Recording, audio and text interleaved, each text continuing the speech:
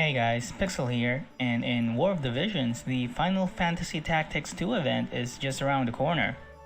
And I thought this might be a great time to take a look at Ramza and possibly give an idea for new players if it's worth getting him. Or maybe you already have Ramza unbuilt and are unsure if you'll want to build him this coming event.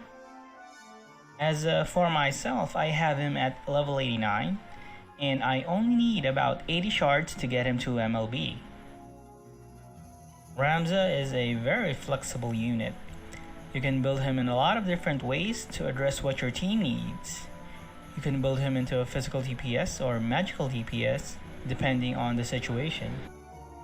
You can even build Ramza as some sort of off tank to support your main tank if you need it, and maybe do some heals along the way. His primary job is Squire, and he has Spellblade and Ninja for second and third jobs. The Spellblade job gives him a lot of access to magical slashing damage, while the Ninja sub job gives him a lot of movement and more physical DPS. But the real gem here is the abilities the Squire job brings to the table.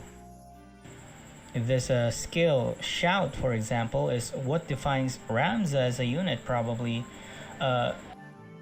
Shout buffs the entire team's physical and magical attack and also raises their brave. Got a very wide diamond-shaped AoE, making it easy to cover the whole team, and this usually becomes Ramza's opening skill. Next is a skill that I really love, and it's his chant skill. This skill saved me a lot of times. It really does come in a clutch. For the price of around 300 of Ramza's own HP, his chant can heal a single unit for around 2,500 to 3,000 HP, which is quite substantial. Next skill is his Shimmering Blade. This skill is definitely one of his bread and butter DPS, as it hits quite hard with an amazing range. Okay, let's take a look at Ramza as a physical attacker next. Let's start with this skill, Triple Blow. And this skill is mainly used for building up slash chains and or light chains. It came in handy during the War Machine raid, as that boss was weak to both light and slashing. And I'm sure it'll come handy again if ever we need the chain light slashes once more in the future. Next we have Double Break. In terms of physical DPS for Ramza, this skill is probably his most damaging one. And as a bonus, it also breaks an enemy's attack and magic. Very useful for bosses. For his sub-skill as a physical attacker, we will be going with this Ninja sub-job. And under the Ninja sub-job skills, our bread and butter skill would be this, Shuriken, for its great range and damage. We also have Katon. Katon is an important skill for ninjas simply because it has no attack type. It's not slash or pierce or blunt. And because of this special property, Katon can ignore attack resistances for high resistance units like Whisper, enabling you to deal decent damage against said units. And finally, under the ninja skills, the last notable skill is Poison Mist. Now, this skill is not an offensive skill per se. Its main use is generating AP and moving great distances. Using Poison Mist after you move on your turn will enable you to jump to a target panel further away. This skill really came in handy in blocking the White Flan raid boss's path and pin him down during that raid. Okay, moving on, we talk about Ramza as a magic unit, which involves having Spellblade as a sub-job. For a magic-based Ramza, his Ultima LB is a sure hit skill, making it useful for high evade units. It also has decent damage. And his most damaging skill is Banishka Blade. It's important to note that Banishka Blade actually has a bit of range, as it can hit targets 2 panels away. aside from Banishka Blade, I never really get to use Banish Blade or Bio Blade a lot since this skill, Attract Spell, is really good. Attract Spell has an absolutely amazing range and kills squishy units outright. But as amazing as this skill is, I have a bit of a love and hate relationship with this skill. You see, Attract Spell generates hate, and this is fine if you're positioning Ramza as an off-tank, but it's an unwanted inconvenience if he is acting as a secondary DPS. So yeah, be careful when using Attract Spell. Keep in mind that it generates hate. Now, the last notable skill for Ramza under the Spellblade skills is Resist Magic. This is a buff that raises magic resistance to yourself and adjacent party members. And the magic resist is really beefy. I absolutely love it. Now, if you combine Resist Magic with the reaction ability, Magic Guard, and possibly Ramza's passive, Providence of Darkness, you can really position Ramza as an off-magic tank, provided you have good armor, probably a barrier armor of light.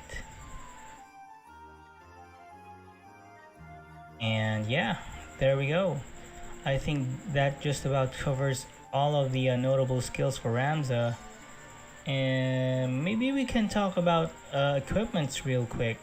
It's really hard to give suggestions about equipments since there's really a lot of combinations that you can do with between equipments, armor, weapon, accessories, TMRs, espers, and vision cards. It really gets crazy. So maybe I could just go ahead and give a broad strokes for this one.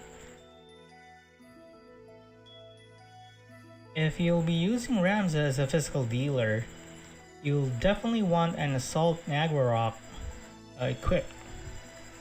Assault Nagwarok has that high attack power that you need to dish out good damage. And for Esper, normally we'll be choosing Odin. I mostly recommend Odin, but since it's Ramza, I see the thing with Ramza is he's a jack of all trades. He can fit into any party by building him the way you want him, but at the same time he can't really be the best at those categories. Say for example, Ramza can never achieve the type of damage an actual dealer can dish out. A proper DPS like Lucia, Sid, and maybe Mediana, he can never really reach those high enough numbers. So also with being an off tank, he can't really be as tough as actual tanks are under those categories, either physical or magical tanking. So with Ramza, Odin's probably going to be going to your main physical attacker if you have one. If not, then fine, give him Odin, but usually you'll be giving him Behemoth. And if not Behemoth, Iron Giant. Since these are the second tier espers that you use for your subunits. For a magical Ramza, we'll of course go with a magic Nagwarok.